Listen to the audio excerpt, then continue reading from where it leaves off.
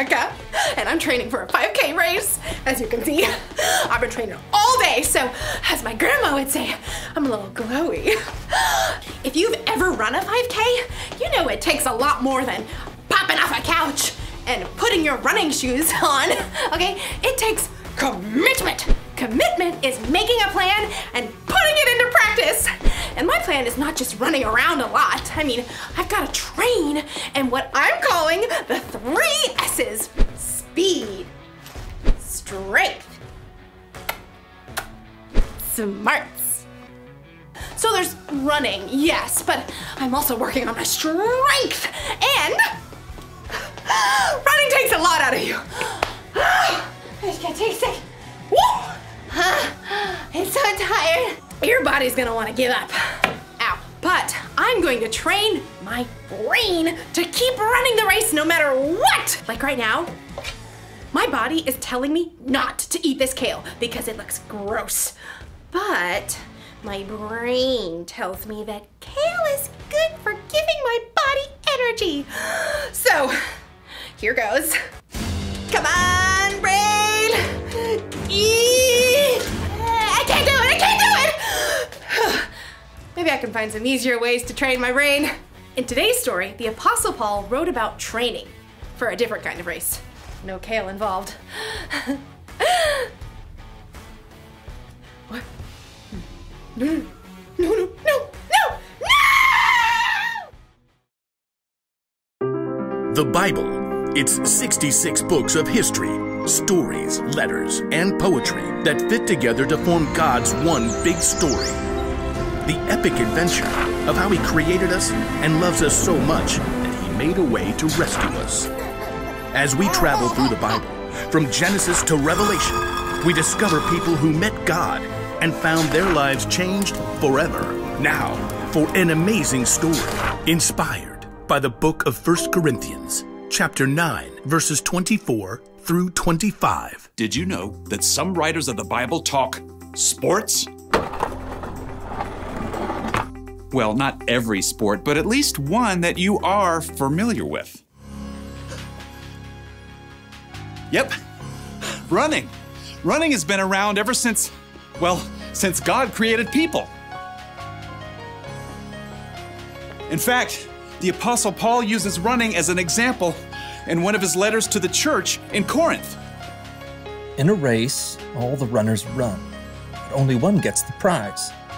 You know that, don't you? So run in a way that will get you the prize. Now, Paul is talking about more here than just running, but first you have to understand what it takes to run a long race. Let's say you want to run a marathon. That's 26.2 miles. There's no way you can just hop up off the sofa where you've been playing video games for months and run that far. So, you need a plan. When I was preparing for my first marathon, I found this plan.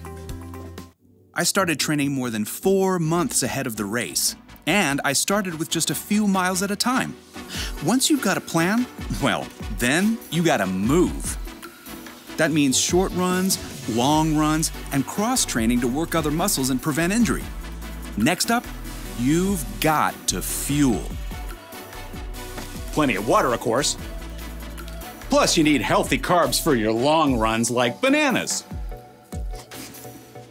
And maybe some spaghetti and meatballs. What's the last part of your training?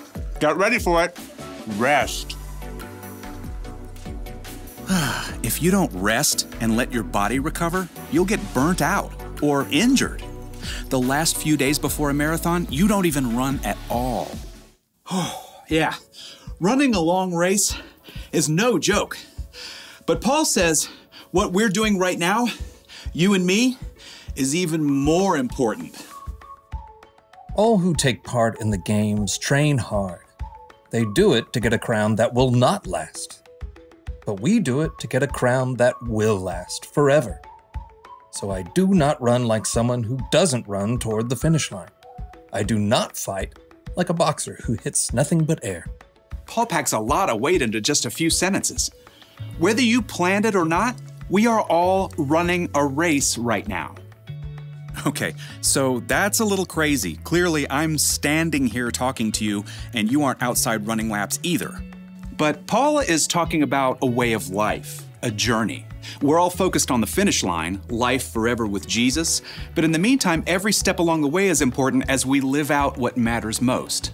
Jesus reminded his followers, Love the Lord your God with all your heart and with all your soul. Love him with all your mind. Love your neighbor as you love yourself. Yep, love God, love others. That's what matters on this journey together.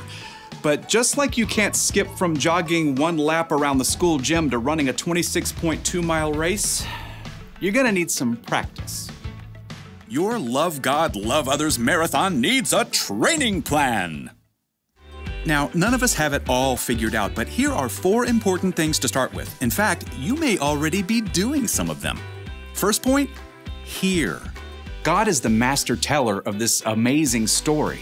He's the author of this whole race, so the most important thing is learning to hear from God. That means digging into God's Word and hearing the stories and wisdom from people who walked with Him. And you can also hear from God from people around you in your life who know and follow Him. Now, here's the second step in training for our Love God, Love Others marathon. Pray. Okay, when you hear pray, you might think, In nomine Patris et Filii et Spiritus Sancti. Truth is, you don't need fancy words to pray. You can talk to God anytime, anywhere, about anything, just like talking to your mom or your best friend. Now let's take a look at point 3 in our training plan. Talk. Hello out there! Tell other people what God has been up to in your life, what's changing, how you're learning to love others better. And here's the final point in your Love God, Love Others training plan. Live. Live for God.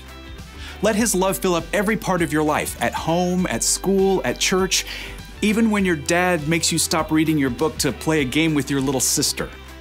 Hear, pray, talk, live. That's how you practice loving God and loving others. As Paul wrote, so run in a way that will get you the prize.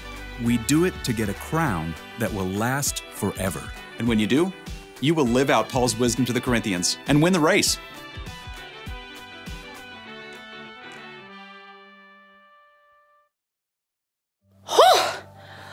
When the Apostle Paul wrote about running a race, it was about way more than a 5K. It was about life, because sometimes life can feel like a race. That's why we've got to train. We need to make a commitment to practice what matters most. Jesus taught that what matters most is to love God and love others. How do you do that? Well, you can start with these 4 words. Hear, pray, talk, and live. Hear. Hear from God. Pray. Pray to God. Talk. Talk about God. Live. Live for God. In the race of life, you can't always rely on your own strength. You'll need God's help and wisdom to keep running. It's not always going to be easy. You may even want to give up. But it's better to keep going, because loving God and loving others is the most important thing you will ever do. Here's the one thing to remember today. Keep practicing what matters most, loving God and loving others. This may come natural to you, or it may seem totally new. Whatever the case, just commit to training a little bit every day. It'll be good for you. I guess if I commit to training, I need to do what's good for me and try a little bit of kale.